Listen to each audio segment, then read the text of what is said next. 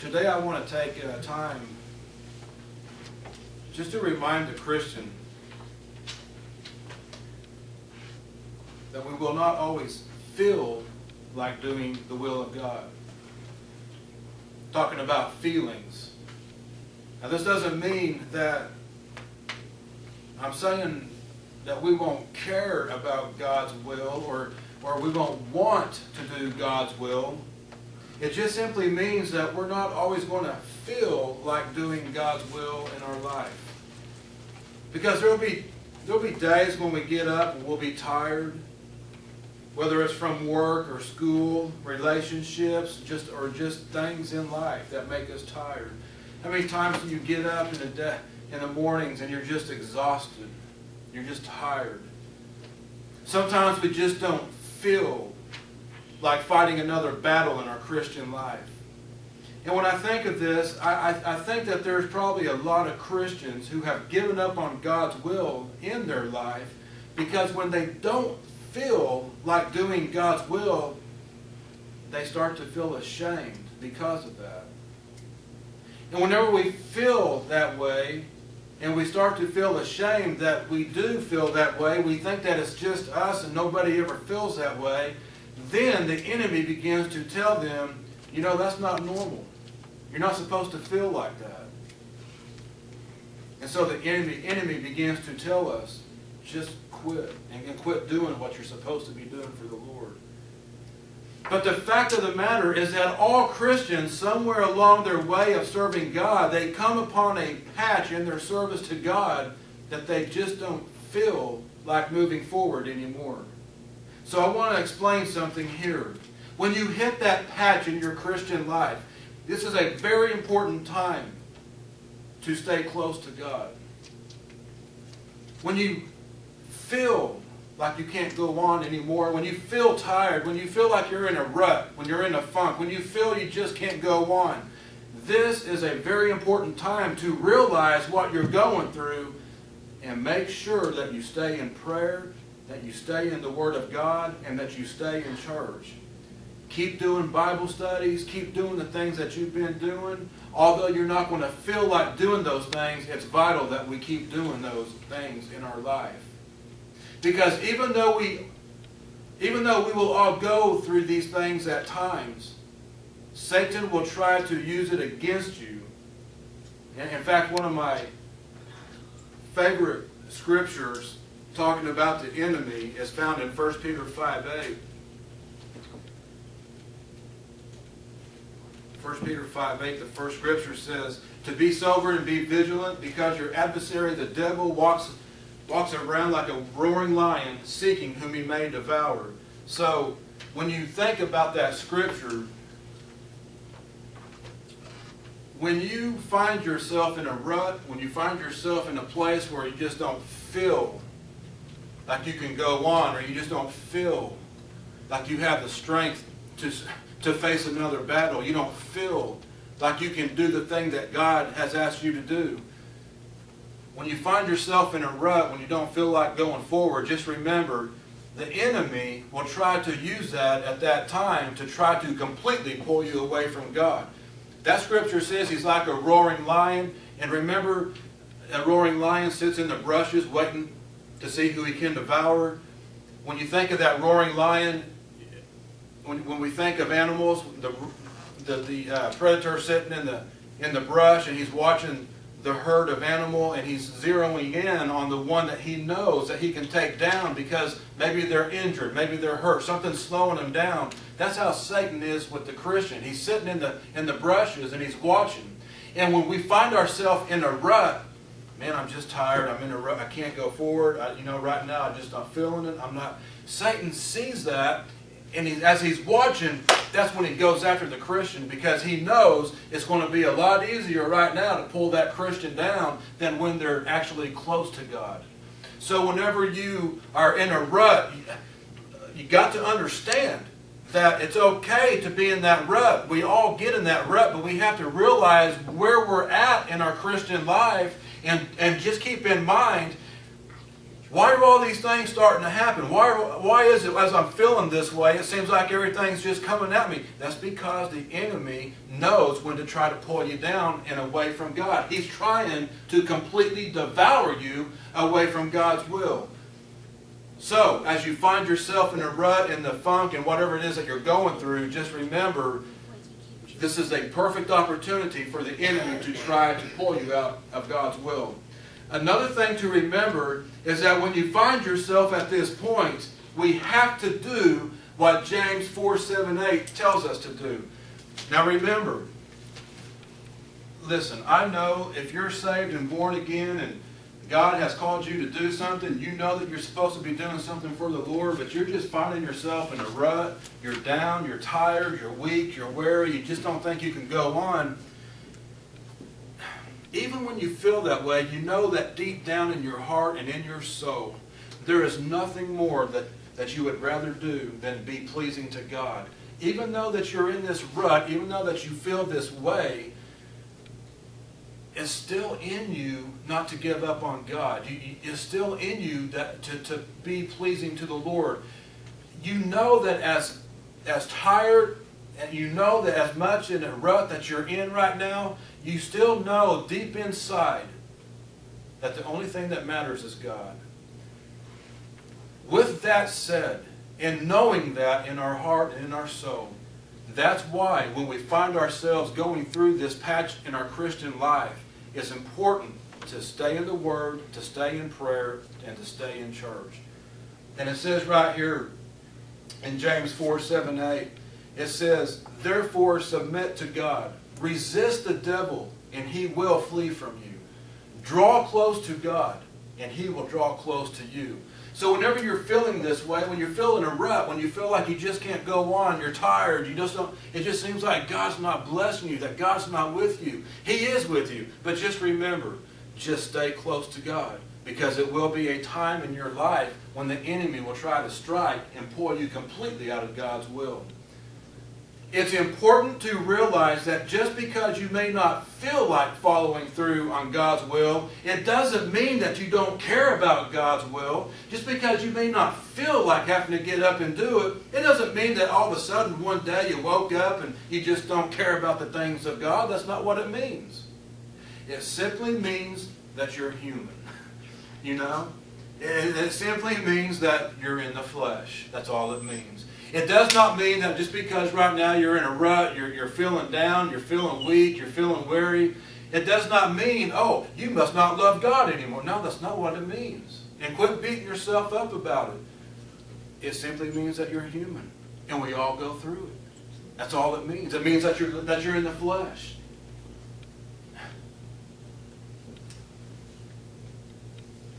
Remember, Matthew 26:41 says, "Watch and pray that you enter not into temptation. Because the spirit indeed is willing, but the flesh is weak." See, when you find yourself, and we know when we go through these ruts and we go through these patches, these seasons in our life, we know that when we find ourselves in that place in our Christian life where we just feel like we can't go on and we're tired. We know when we're there. And that's why it's so important, as the Scripture says, when you find yourself, and that's what the Lord is trying to say to us today, is when you find yourself in that part of your Christian life, just remember it's okay that we're human, we're in the flesh. But also remember that's the time that Satan will try to pound you to try to completely remove you from God. Keep that in mind. And that's why it's so important to stay in prayer, to stay in church, to stay in the Word of God, so that your spirit can remain close to the Lord. This Scripture says, watch and pray, because when you're going through these ruts, these dry spells, I guess you can call it, when you're going through these times in your life, Jesus said, watch and pray that you enter not into temptation. He's saying that because He knows that during this time, the enemy is going to come and try to tempt you away from God. So when you're going through these times in your life, watch and pray. You've got to stay in prayer. Lord, I know that right now I'm going through some things. I know that something's not right. So my heart is just, I'm tired. I don't feel like going on. But you know what, Lord? You know that deep down, you know that I still want to serve you. You know that I'm just going through a dry patch. And Lord, just help me get through this. And while I go through this, Lord, just help me to stay away from those temptations of the enemy. Show me the things at the end, because I know Satan's going to try to tempt me away. Show me what those things are so I don't give in to them as I go through this. Watch and pray that you enter not into temptation. Because see, it says here that the spirit is willing, but the flesh is weak. There's going to be times in the flesh when we just don't feel like going on. We don't feel like moving forward because we're tired and things happen in our life and sometimes it don't seem fair. In the flesh, we want to give up sometimes. The flesh is weak. And when that happens, focus on the Spirit, because the Holy Spirit in us. See, you can be weak, you can be tired, you can physically. But just because you're feeling that way does not mean that you have to completely give up on God. When you feel that way, focus on the Spirit within you. Continue to feed it the Word of God, because it is that Spirit within you that will give you the strength to continue forward and get that victory that you're going to have.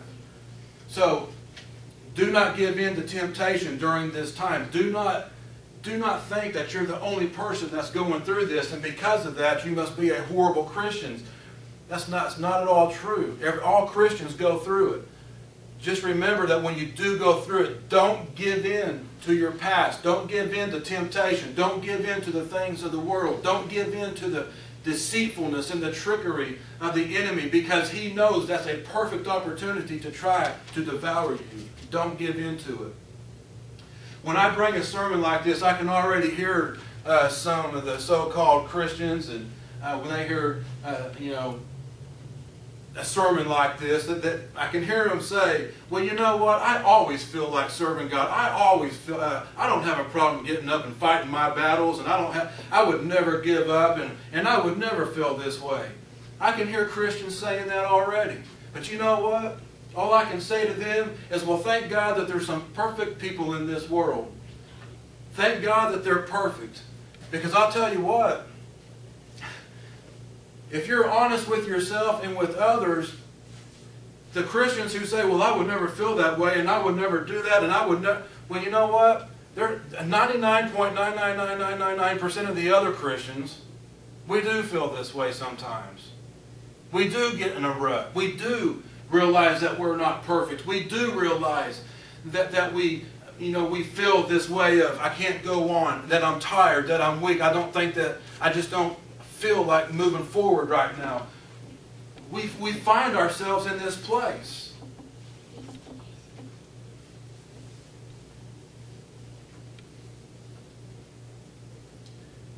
You won't always feel up to the challenge. Those type of Christians who say, well, I would never do that. I'd never feel like that. Every day I get up, I know I'm going to fight every single battle. I'm not going to fall. I'm not going to mess up.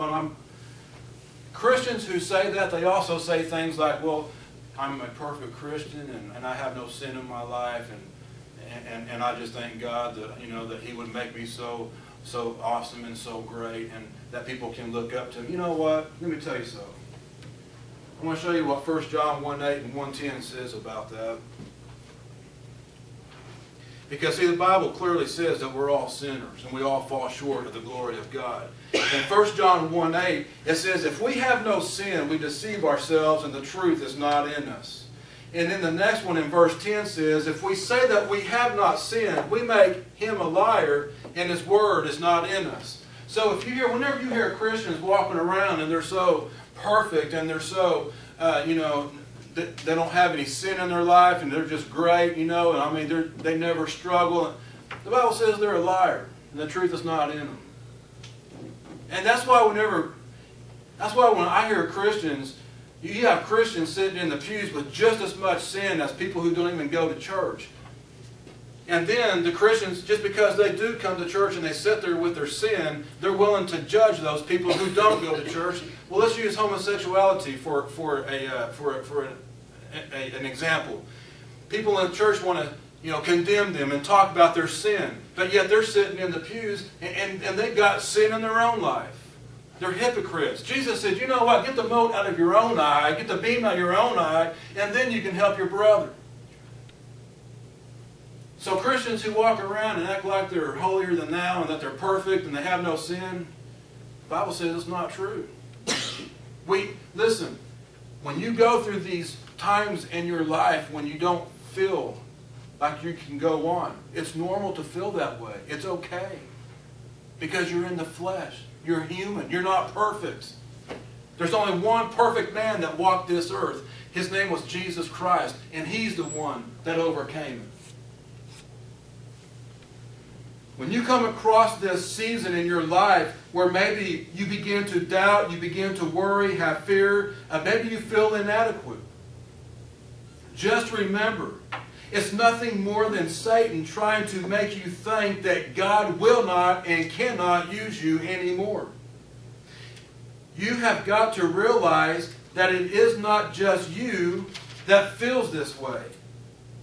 And this is why it's crucial for the Christian to remember that we do not live our Christian life by how we feel, we live it by faith.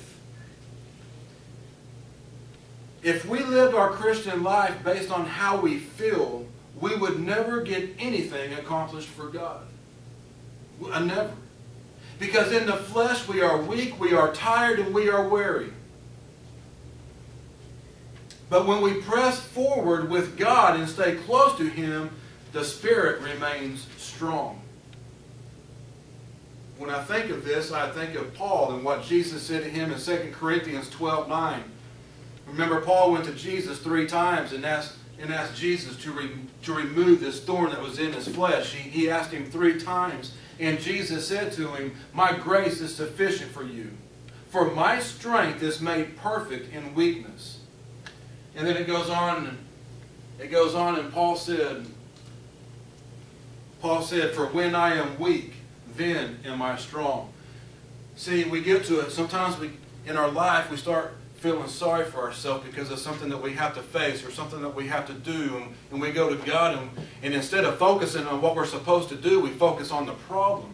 And we keep going to Jesus, and we keep saying, "Man, take this away from me. I don't want to have to go through this. I don't have to deal with this." And Jesus is saying, "My grace is sufficient for you." And He's saying, when you're weak, I will make you strong. And you will get through this. And Paul realized that. He realized that, and that's where Paul said, I would rather have the infirmities, I'd rather have these problems in my life and still have the power of God. And he said, "For when I am weak, then am I strong." So we have to realize in our life that it's not just us going through things. It's not just us that have to face things. It's not just us who feel like we can't go on. It's not just us who feel like, why am I having to deal with this? Why am I having to face this? Why is this happening to me? It's not just you.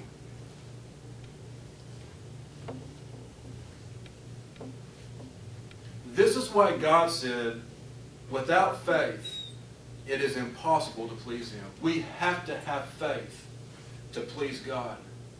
Because see, when we feel this way, and we activate our faith and we start focusing on our inside of our spirit, Lord, I'm going through these things.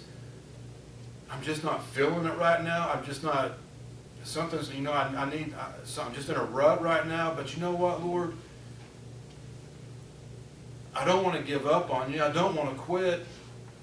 I still want to read my word. I'm still going to pray and talk to you. I'm still going to focus on that spirit. Focus on that spirit. Because when we do that, we're showing our faith in God. We're showing God that we still want to please Him. That we're, even though we feel this way, we're not giving up, and we're showing God our faith. And it says right here, without faith, we can't even please God. And that's in Hebrews 11:6. When we feel like giving up, or when we feel like not doing God's will, it is a vital point at this time to stay in the Word of God. If you come to a place in your walk with God and you don't feel like it, and you get out of God's Word, this is a recipe for spiritual disaster. If you come to a place where you find yourself in that rut, and at the same time you get out of God's Word, that's when you find yourself in trouble. Because not only have you allowed yourself to get to a point to where you're in this rut and you're not, you're just not feeling it, but you've also gotten out of the Word. And when you get out of the Word, you stop praying. And when you start praying, you stop doing the things of God. It all just kind of goes downhill from there. And that's why it's so important that even when you do find yourself in this rut, just realize, just get it in your head. It's going to happen sometimes. It's okay. Just realize that it happened and get out of it quickly as you can. But until then, just realize that, hey, I'm in this rut. I know I'm in this rut, but I'm not going to quit God. I'm not going to quit serving the Lord. I know that I'm going to get back on track. But until I get there, you know what? I want to keep praying. I want to keep going to church. I want to keep reading my Bible. I'm not going to give up on the Lord. I'm not going to give up on His will. I'm just going through a dry patch right now in my Christian life. And realize it's not just you. You're not a horrible person. You're not a horrible Christian. It's just that you're in the flesh and you're human. But when you're feeling that way and you get out of the Word of God, Satan will have you so far from God that you won't even realize it. And when you do realize it, you'll be out of church. You'll be out of God's will. You'll just be doing things that you wouldn't ever imagine that you'd be doing. Saying things that you never imagined that you would say. Because see, when you get out of God's will, everything just goes chaotic. That's just, you do things you wouldn't ever guess that you would have done. You say things that you never would have imagined that you would have said. You act on things that you never would have acted on before. When you get out of God's will and you quit serving the Lord, your life becomes chaotic. But you know what? Even then, because of the grace of God, you can still go back to Him. You can, even if you get to that point in your life, you can still go back to the cross and say, you know what, Lord, I know that I just wasted 2 months of my life, 3 months, 3 years, whatever it is. I know that I did this, but you know what? I realize it, I repent of it, and I'm coming back to you today. And when you do that, God will forgive you of all that sin. He'll put you back on track and put that joy back into your heart. So you just got to realize that when you're in that place, when you're in that rut, just realize it and get back to the Lord as quickly and as soon as you can. Because we all fall, we all slip.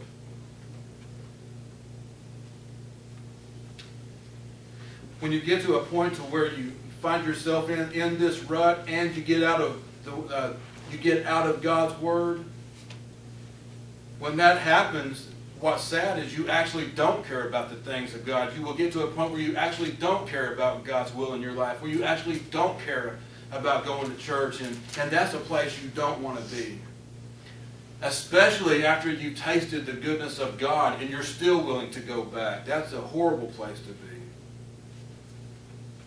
Something else to keep in mind as you go through this period. Hey, if you find yourself going through a rut, a dry spell, whatever you want to call it, if you find yourself going through this, and this is when all these battles are coming up against you and things are happening and you're like, what is going on? Hey, consider yourself blessed that Satan even thinks enough of you as a child of God. You must threaten him somehow because he feels the need to try to pull you away from God. See, if he didn't feel threatened by your Christian life, he wouldn't fight you. He wouldn't try to do things to pull you out of God's will. So if you are going through these periods, just consider it a blessing. Consider it a blessing that Satan would even consider you so... He's so threatened by you that he's got to try to get you away from God. And remember, God thinks enough of you that He even allowed you to go through it. Remember Job? Here you got Satan walking around. Now we already heard 1 Peter 5:8 where he's walking around like a lion looking to devour somebody. He's walking around and Job, and God said, what are you doing? Well, God knew what he was doing. We know what he's doing. He's looking to devour somebody. He said, what are you doing? Satan said, I'm just going back and forth on this earth. Well, he didn't say, I'm trying to devour. He just said, I'm going back and forth on this earth. God knew what he was doing, because he said, well, have you considered my servant Job? So he knew what he was looking for, somebody to devour. Have you thought of Job? I'm a perfect and upright man. You know? So if Satan felt the need to go after Job, because he said, but you have a hedge of protection. Everything he does is blessed. He has a hedge of protection. How am I supposed to get through it? God said, I'll let you through, but you won't touch him. You won't hurt. You won't harm him. Because Satan said, if you let me through and I take away all his possessions, Satan said, I guarantee you he's going to curse you to your face. And God said, okay, go for it. We'll see. Man, what I'm saying today is, if you find yourself in this position, in a rut, and you're finding yourself in battles, consider it a blessing that Satan is so threatened by you. Listen, you got to get your mindset out of, I'm a horrible person, I'm a horrible Christian, God don't love me, God must not like me right now, God ain't with me right now. Get your mind off of that and realize Satan is so threatened by you that he's trying to get you away from God, because he knows that God's fixing to do mighty things in your life, that God has a plan for your life. He has things for you to do, and Satan is so threatened by that, he's got to try to get you out of God's will. And that God counts you so faithful that he says, just like Job, I know that he or she will not give in to those things. I know that she won't curse me to my face, because she's a child. She's one of my children. He's one of my children. And he's not going to do that, because he's tasted the goodness of God. She's tasted that goodness. And she won't go back to the world, or he won't go back to the world. And sure enough, Job went through all that. He lost everything, lost his family, got boiled, all these things. And not once did he curse God. And because of that, God blessed him with twice as much as he had before. So, consider it a blessing that not only does Satan consider you such a danger to what he's trying to accomplish on this earth, that he's trying to get you out of God's will, but also consider it a blessing that God would even count you faithful in his sight to allow you to go through those things. That's why you have to stay in prayer, you have to stay in church, you have to stay in the Word, because that is what's going to sustain you as you go through your problems and your situations. As you go through these times in your life, keep Jesus himself in mind. As he was carrying out God's will for his life, Satan knew that he must stop this from happening. See, God had a plan for Jesus too. And that's why Satan tried to tempt Jesus in Matthew chapter 4. Satan knew that God had great plans for Jesus. So Satan had to try to stop it from happening. The same thing is true for your life. God has great plans for your life. And Satan feels the need to try to stop it. Just ask Jesus. Why do you think Jesus tried to tempt Satan tried to tempt Jesus in Matthew chapter 4? He did it so that Jesus would not make it to that cross and shed that blood for us. He knew that there was a great plan that was about to take place, and he was trying to keep that from happening. Same thing with you when you're going through your battles, your situations, your temptations, and all these things. He knows that God has a great plan for your future, just like Jesus did. See, we all have something that God has for us to do, and it is Satan's job to try to keep us from getting to that point. The last point I want to make about not feeling like carrying out God's will, once again, all those perfect Christians who say, well, I would never do that, and I would never feel that way, and well, just remember this. Jesus did. Jesus did feel that way. Do you think that Jesus felt like going to the cross? Do you think that Jesus felt like being beaten with the cat of nine tails, or having that spear stuck into his side? Or do you think that he wanted to be spit on and have the flesh ripped from his body and eventually be nailed to that cross? Of course he didn't. He was in the flesh just like we are. And see, that's why Jesus can relate to how you're feeling. If you're feeling this dry patch, if you're going through this rut, if you're feeling this way, just remember,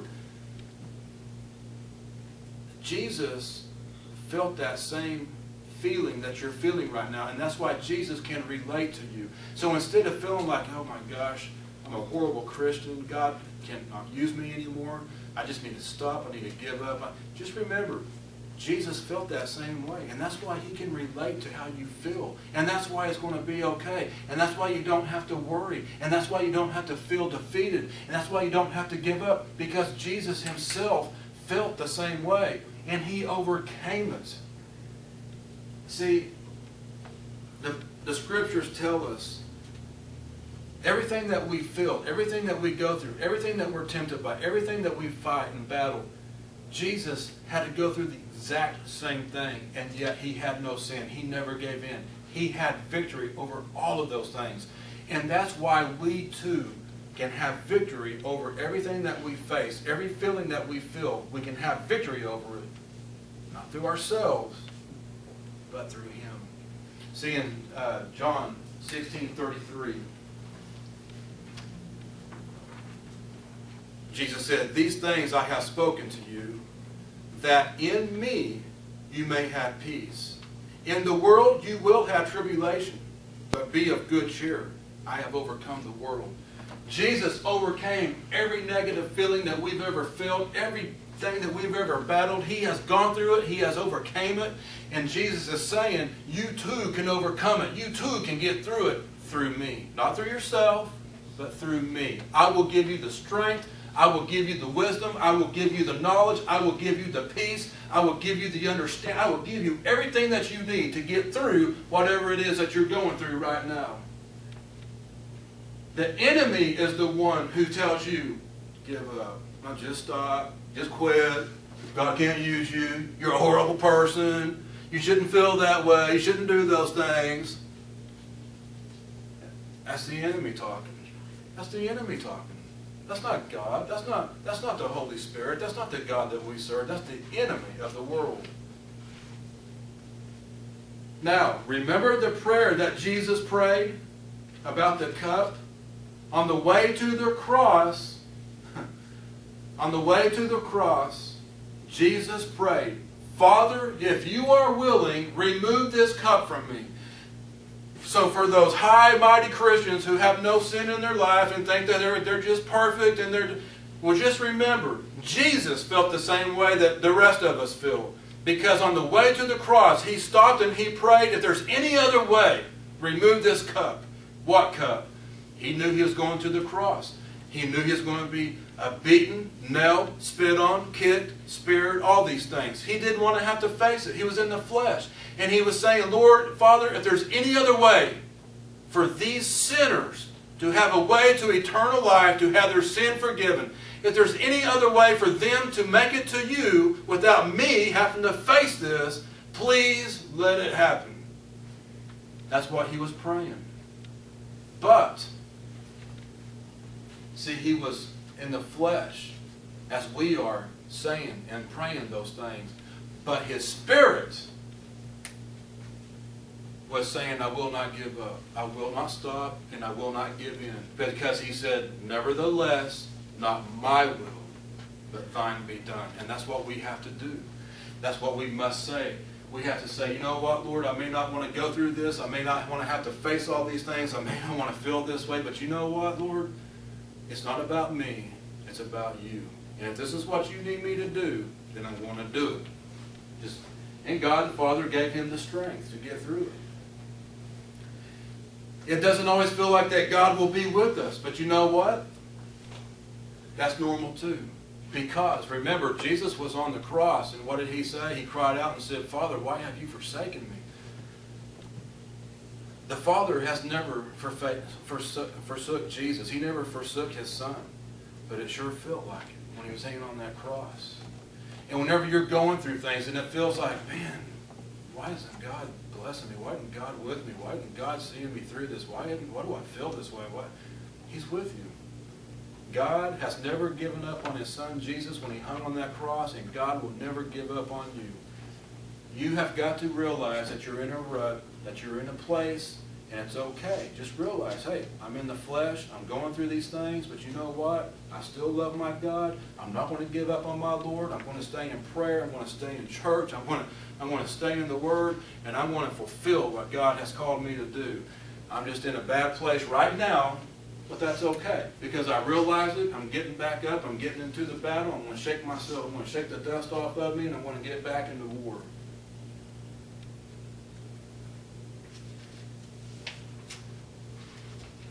All you have to do is have a willing heart, like Jesus did. So if you find yourself going through this period in your life, all you have to do is have a willing heart. Ask Jesus, and you will make your destination. And the last thing I want to share is, if you think about how many Christians give in to that trickery of the enemy, when the enemy says, man, you just need to give up. You need to stop. You know, you're worthless. You're no good. God can't use you. You shouldn't feel that way. And then He died for you, and you feel like that, man. How many Christians listen to that and actually give up? And let me tell you something else. These other Christians, hypocrite Christians, who talk about Him, who say things about Him, and even pushes them down even more. That's why when we see a brother or sister in Christ going through some things, let me tell you, if we're right with God ourselves, our spirit will see that this person might be going through some things. And instead of going and talking behind their back and being rude about it and saying things about, you know what we need to do? We need to pray for them. We need to lift them up in prayer. Send them a card. In fact, if we know that they're sinning, the Bible says we need to go to them and in a loving way, say, hey, man, I see that these things are going on. I just want to make sure that you're right and everything, that you're okay. But don't do it in a hateful way that makes them not want to come back to church. That's not what it's about. But imagine this door. Imagine that you're going down this road that God has, and you know that you're facing battles and situations, and all these things are rising up against you. Your blessing is just on the other side of that door. And God just wants you to, we always say, open the door for me to walk through, Lord, or my blessing's on the other side of the door. If your blessing is in that room, on the other side of that door, and you're trying to get to that door, and you keep getting knocked down in battles, but you keep getting back up, but you're getting kind of tired and weary. And how many Christians make it to this point to where they finally reach the door, their hand is on the knob, and they're just about to turn the knob, and Satan, one more time, his last opportunity to try to keep you from opening that door of blessings, he rises up one last time. And how many Christians take their hand off the knob and just give up and say, I can't do it no more. I'm tired. I'm sick of it. I can't go on.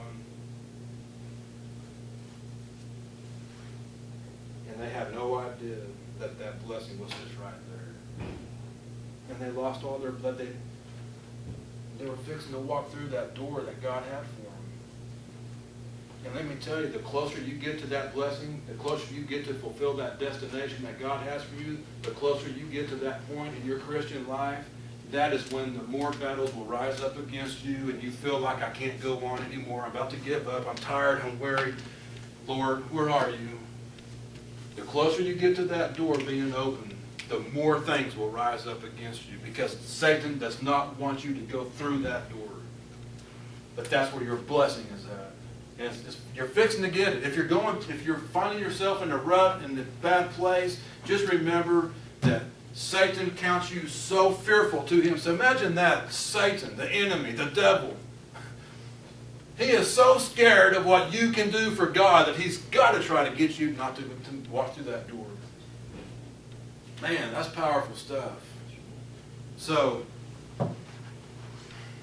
I just want to ask that you bow your heads, close your eyes. I want to pray with those online. After that, we'll have a song of invitation. If you find yourself struggling right now, you find yourself in a rut, maybe you don't even know the Lord, the first thing that you have to do is accept Christ as your Savior. And I want to lead you in a prayer. If you'll follow me, the Bible says you'll be born again and saved. And that's the first step that you must take. So follow me in this simple prayer. Lord, I come to you today. I know that you died for my sin. I know that you arose on the third day. And today I come to you. I ask that you forgive me of my sin, that you come into my heart, that you be my personal Savior. Lead and guide me every day from this day forth. In Jesus' name, amen. If you prayed that simple prayer, the Bible says you've been born again. If you'll contact us, we'll help you find a church in your area.